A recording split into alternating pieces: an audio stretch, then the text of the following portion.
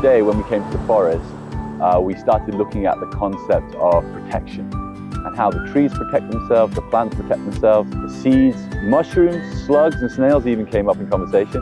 How would a lion protect itself? It would roar first, it would use its voice first. We brought that all together by looking at the hedgehog, the famous animal that protects itself using spikes.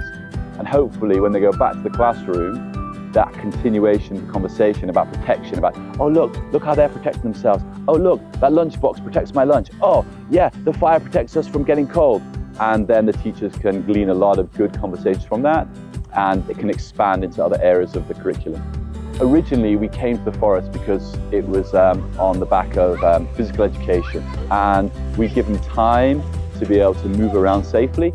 And then we realized, actually, when they come back from the forest, they're quite relaxed. They've had a lot of oxygen, and then we started pulling in the whole idea of well-being into the forest, which then we allowed ourselves to create activities around well-being, such as forest bathing, where we look up, we open our sense to everything. And so originally it was about physical movement, and then it was about well-being. And then we started thinking, wow, there are so many opportunities here because the students keep finding things to talk about.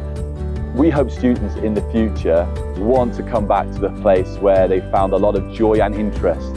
So they protect these spaces whilst using them for themselves and for their family in the future. So we can make that corner of the world, a more natural place.